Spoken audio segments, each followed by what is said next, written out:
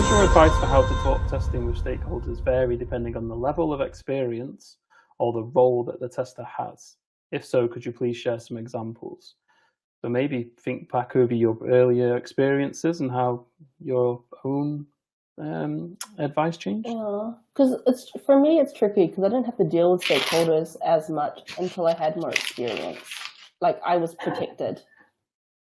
Shielded away from them. No, yeah. So I can't answer this question based on that sort of experience. But I would like to tie to how people perceive you, because I think I've said to my team, like, there's no point in being right if you can't convince people to change, if you can't convince people to do things. Okay. Like you like if you need people to take action, they need to understand you, they need to believe you. So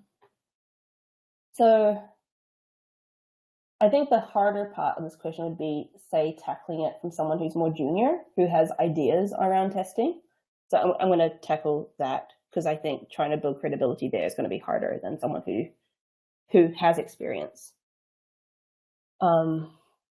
And I say the first thing would be I would say listening, and then taking your time, so to earn trust. Because if you don't have a lot of experience in general, then you need to prove that you understand the context you're in well to be able to talk about testing, in your environment. But someone who's more senior, if the people on your project know that you're senior, then they already know that, okay, he or she has lots of experience. He must know what she's talking about, what he's talking about. So then you don't actually have to be as intentional, in my opinion. Then the only thing you have to be intentional about is the company context itself, where you will be lacking if you're new. If so, could you please share examples?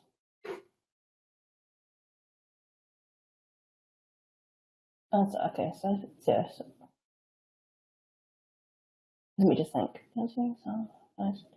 Not hard questions, Deborah. Great questions, but hard.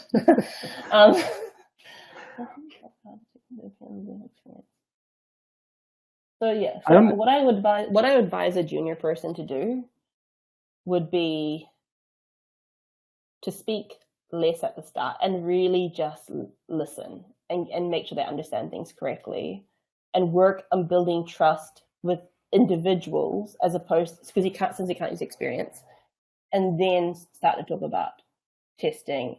And then it's not and then this would be for both seniors and juniors, not being ever phrased this is what you should do, but saying this is what I've learned that you could do. These are the possibilities I looked into. Because convincing people of doing things, generally it's a lot easier if it's their idea, if it's that way they want. People like to buy something, they don't like to be sold something. Whereas my advice for a senior would be, the only difference is the fact that you probably could just start talking about testing and not have to be as conscious about building trust as a junior, assuming people know what you're bringing to the table.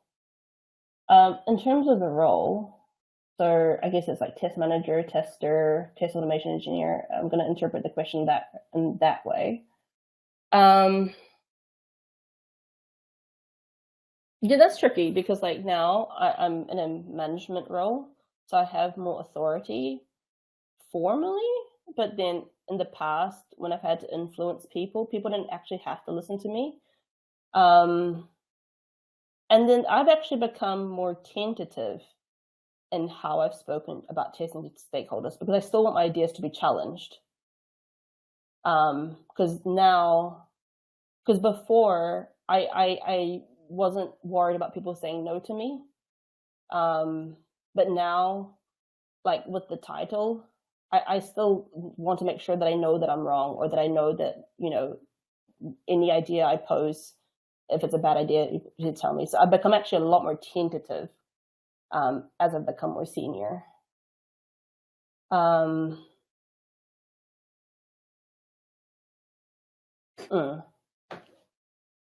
don't have anything else. You've said loads there. I think it's really interesting. I think the way that I'm viewing this as well, and given what you've said, is you've got this level of experience in terms of the industry, but you've also got the experience of being in that environment, in that context, in that team. And I think they're very different things. Like you've spoken about, listening quite early on. But if I joined even if I joined a company tomorrow, 20 years experience, I would still probably spend most of my first few weeks listening.